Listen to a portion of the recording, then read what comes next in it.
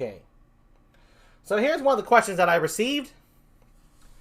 The question was kind of a basic question, but how did you decide on your whole look and vibe? Well, anonymous questioner. My look was actually very simple. My look and design was based off of a kid drawing I did back when I was 3 or 5, and the way I look right now is how I drew humans. So, right, when you're a kid, I mean, I've told this story many a times, but yeah. So right, just squares, circles. Yeah, just to bring that kid spirit. I loved my drawings as a kid. What kid doesn't love to draw? So this is what humans look like, right? So we as kids, we don't give a shit about noses or ears or proportions and shit like that. Nah, we just draw. So this pretty much is exactly what my kid drawing looked like, right? Except for the crossbone tie. That's a little bit more detail-y, but yeah. And the G, yeah, the G on the hat, my hat bucket, that's supposed to be like G for Jeep and whatnot, because Jeep is actually a nickname I had when I was a kid growing up. So, it's not even close to my actual name, but it was one of my nicknames. Tuss says, "Aw, that's kind of adorable." Yes, it is awesome. Yeah, thank you, and it is awesome, Anna. Anna would love to see that picture. I don't know where it's gone. I can tell you that right now. It's long gone, but there are any of my old drawings, they pretty much all look like Jeep, right? Just a circle, some arms, a circly head. I don't think I even drew necks back then, so the neck is a nice addition. But, so that's why. And as for the... Yeah, I could easily recreate it. My drawing skills haven't improved that much, but they have gotten better. But, what was I going to say? But, and as for my vibe was simply, I just wanted to be myself, mostly. I'm not putting on an act here, other than I'm an entertainer. And that I love to entertain people, make people laugh, and have a good time. I actually just like that. Very outspoken fella, and in case you can't fucking tell. Duh, no kidding, Jeep. And the vibe I wanted for my show is like that of a talk show, which I always like it because you can, interact with people. I don't like the classics, right? Late Night with Conan O'Brien, Johnny Carson, Jay Leno, Letterman, they're the classic stuff. And Anna says, "Well, you are very good at it." Thank you. Yes, and entertaining, of course. And so the vibe I wanted was pretty much a combination of what I'd like to do if I ever had a talk show, right? I want to treat the guests very well. I want to have segments for everyone to engage in. And I also want to be as upfront and as fun and honest with folks as I could possibly be. So you can just enjoy a genuine good time. And also, I am a bit of a rebel. So I did personally choose my kid drawing, mostly because I like having fun as a kid. But, and I have fond memories as being a baby. So that's why no problem with my kid self. I'm very fond of Kid GB. Kid Jeepy. But also I realize, sex sells. And it's true, it does. I don't particularly care for that notion, but it's accurate. So I made sure I was an avatar with, like, zero sex appeal. So it's like, if I make it big, I didn't have to give in to that way of entertainment. I didn't have to give in to that way of marketing. So, I guess I'm kind of a rebel. And another thing was, I wanted to make sure my segments were not just gameplay. While I love playing games, and I think it's really fun to play them online and whatnot for everybody, I didn't want to just do that. I wanted to change things up. So I made sure I had as many unique segments as possible, unique enough, in a singular show. So I have a monologue, I have improv skits, and you know what I've got. So, again, something out of the ordinary. Anna says, "I'm sure there's someone out there that gets turned on by spheres." Okay, I'm sure you're right. Okay, then I'll say at least close to zero sex appeal. And, I want to make sure that what you saw on the screen didn't really match my voice. You'd think, like, a smaller figure would fit my voice. I don't really have, like, a deep voice. I can get a very deep voice. I can go deep. I can talk like this for a long time. I can even do ASMR stuff. But then I'd be putting on a performance. No, so, this is my natural voice. I prefer to talk my natural voice.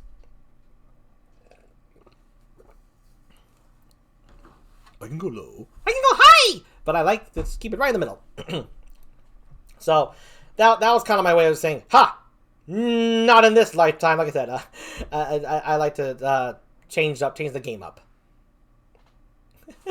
Anna says, I like your natural voice. Aw, thanks. Thank you.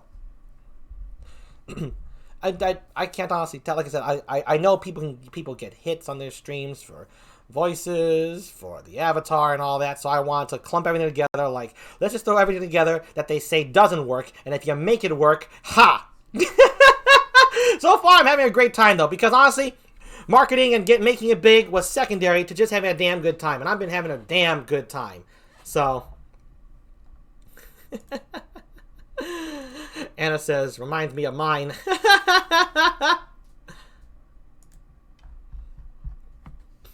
10,000%.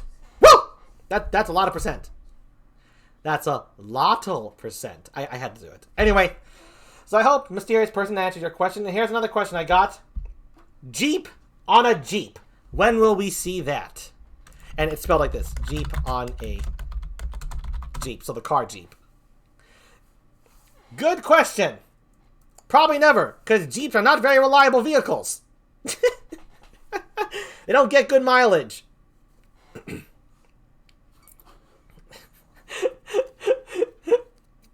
But, maybe for the sake of the comedy, you'll see me on a Jeep. I'm sure I can find one in some junkyard somewhere.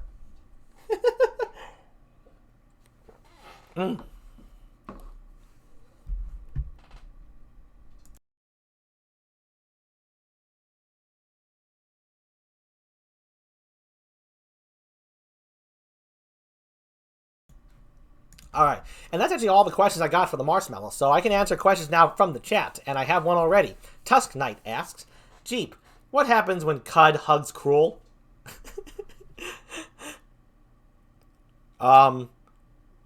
Cruel gets so infuriated that he sets himself on fire and Cud, and they both go out in a blaze of ashes.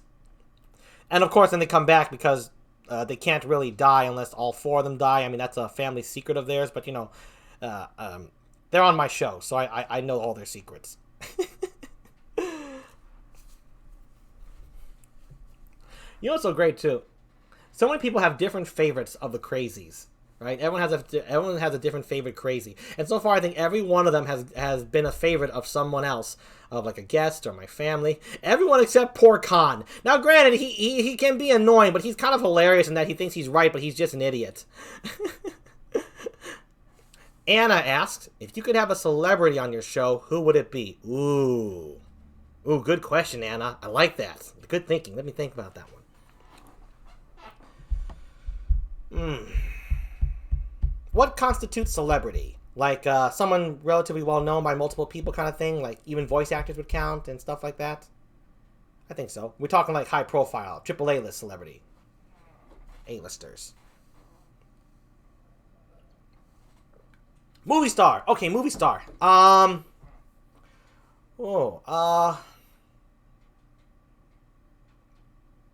Brad Pitt level movie star. Okay. Oh my, let me think about that. That's a good question. Let's see.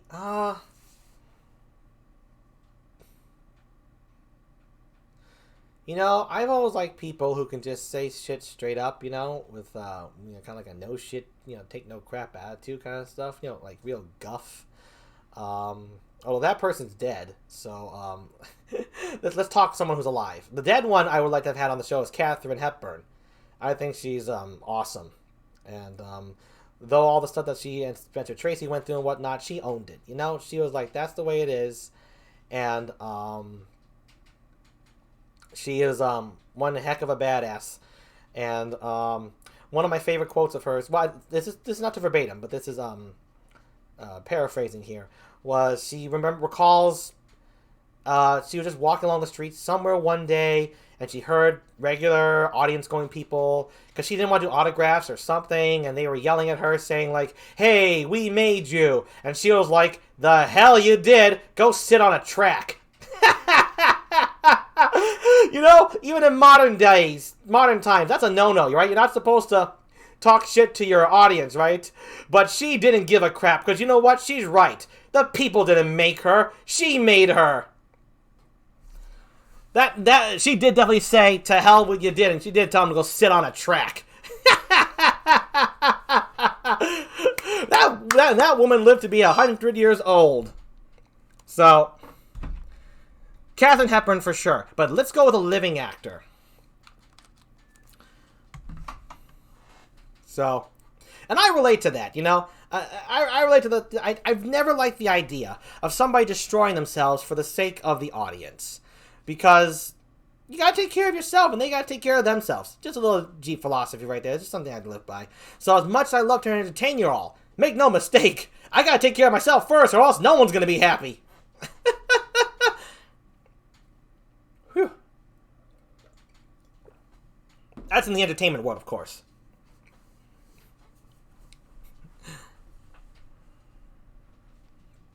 Ooh.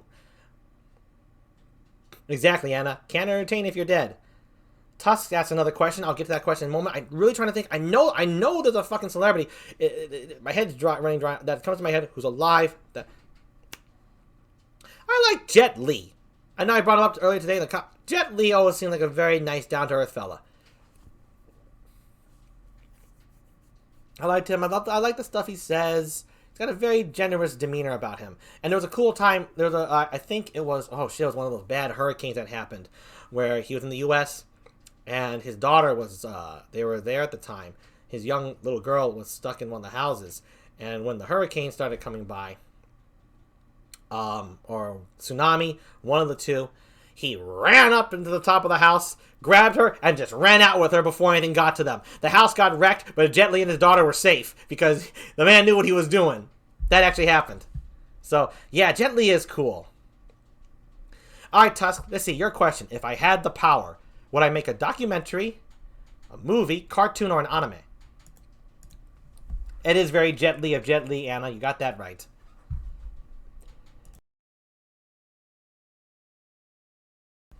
Okay, so a movie, a documentary, or an anime, if I had it within my power. I'm a creator in that I actually have written several movie scripts, so I'd have to say I'd make a movie. But the Hollywood dream never panned out. It's a very disgusting business overall, but I've always wanted to make movies. Movies for sure. I'd make a movie, Tusk. That's what I'd do. If I had it within my power, movie. And I definitely know which one I'd start off with, too.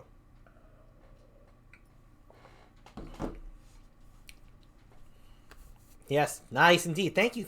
Yes, for sure. There's this one time that B and I, we write together, actually. And that was a decision we made when we both realized we wanted to go to entertainment. And we've written, in 1 year, we wrote 8 screenplays in a single year. That's a lot. Sometimes it takes writers 1 year or 2 years to make one script. We wrote 8. We were serious about going into the movie business. And they were good, and Hollywood sucked. The time-old tale. Yes, I could sound like the what's the word for it? What's the word I'm looking for? The grumpy, what's the word I'm looking for? Yeah, the grumpy creator, writer guy who blames the society for their problem. I don't blame society. I blame a corrupt system run by corrupt people. I blame the people before I blame a whole. And ultimately, it was our choice. We just had it. So it's like, screw it. Let's do something else. Let's do VTubing. No, this is for fun. But if you think I've given up on the dream of creating works of entertainment, you'd be sorely mistaken, folks. I am still working very hard to get something out there that I'm truly, truly happy and proud to call my own. And the Bees, we actually work together. It's something we call our own. So we are very much working on stuff, works of entertainment, and we hope to share with you all one day. And believe me, we are actually writing it right now. It's a big thing. We are writing it. So I'm not just saying maybe or it's on the shelf. No, we're working on it while taking care of our actual lives and VTubing. So yeah.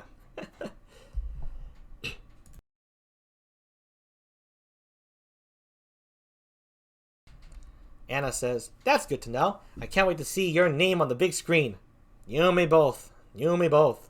What was I going to say? So this is a nice little Q&A segment. You folks got any more questions for this lovely Jeep? I'm happy to just chill here right now. It's a good time to chill after that crazy-ass segment with the crazies. Or we can just chill for a bit. Hold on. The crazies are done, so I can delete that from the description.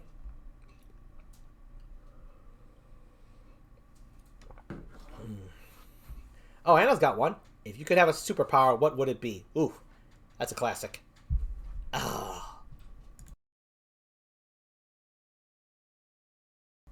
By the way, I love how quickly questions come to your folks' head. It's hard for me sometimes to think of a question. Maybe because I think too hard on what the question should be. Anyway. Oh. Okay. If I could have a superpower. I'm going to be very basic here. I'm not going to try and overthink this, except I think I'd like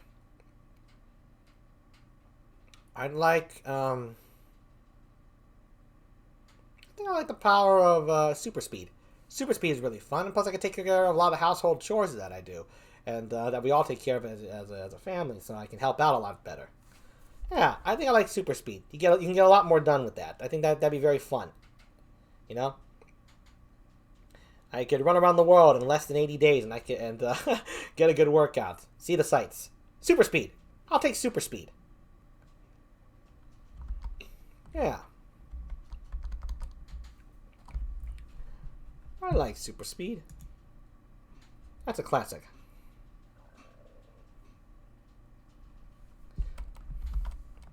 Anna says, I wish I had the power to turn off my senses, especially the sense of smell. Oh, that's a clever one. Kenny just farted.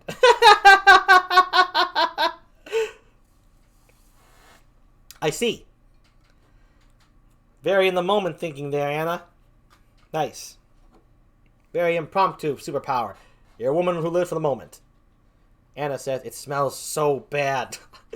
Tusk says, I always wished I had the power of telepathy. Ah, telepathy. That's a classic.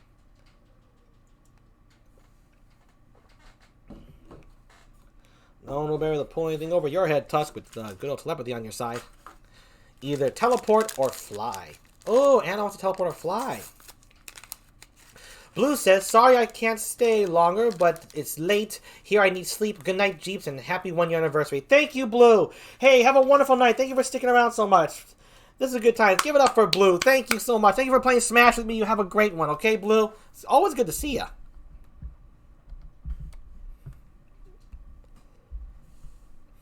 Tuss says, with telepathy, you can make self fly. Also using rocks. Ah, yes. Oh, that's right. Telepathy is not reading minds. That's mind reading. You're talking about the stuff you can lift with your mind. Yes. That's right. I got it mixed up for a sec.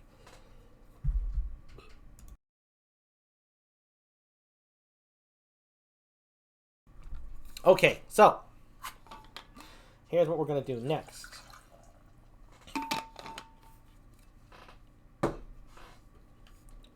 Stop bullets with your mind. Just refilling my tea here, folks. Don't mind me. Okay.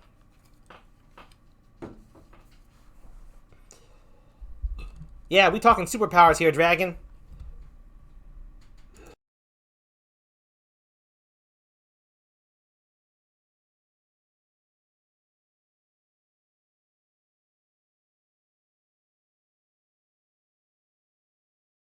Alright, let me see what else we have on for the day. Dragon says he'd want overwhelming influence. What kind of influence? Anna says, ooh, that's too OP, Dragon. What kind of influence? If you're talking alcoholic influence, everyone's just going to be drunk. If you're talking about slipping into people's subconscious so they think about you, Dragon going with people just do whatever I incline. Mass manipulation, eh? Manipulative powers. Manipulative powers. I see. So, if I start worshipping you, Dragon, like, give my life for you and all that, I'll know you have obtained what you were seeking. Take my body and soul, Dragon. Take it all. It's yours. I love you. I'm like, hey, wait a minute. Just yesterday I was in love with Rice Krispies because I was hungry. All of a sudden I'm in love with Dragon now? Uh-oh. He got his powers. Dragon says, don't worry, I'll take care of you. I'm sure you will. Tusk says, knowledge is also a superpower of interest. It is. It can also be a deadly backfire of a superpower. But again, superpowers are a lot of like double-edged swords we got going on, so.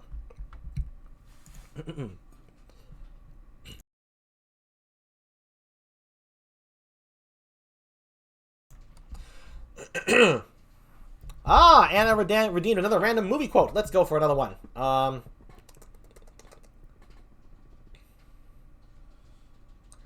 I'm thinking I love going with the classic movies. Oh, okay. This is a classic movie quote, a famous one, but it's normally it's misquoted often. So here's the actual quote. Play it, Sam. Play as time goes by. That was Ilsa, I believe her name was. Ilsa from Casablanca. They often misquote it as, play it again, Sam. No, that's the actual quote. The actual quote was, play it, Sam, play as time goes by. Tusk Knight says, imagine ultimate knowledge, knowing how to break every how the universe is made, eventually going insane from all the knowledge. Yeah. Yeah. See, there's a reason why we only use 2% or however little percent of our brain while we are awake. Because we would go insane. Okay, the body knew what it was doing when we created ourselves, alright? In many ways, I think the most foolish part of the human body is the brain. Why? Because the brain is the only part of the human body that thinks it doesn't need the rest of itself to function. It's just obnoxious enough to be stupid. Even though that's where all the knowledge is stored.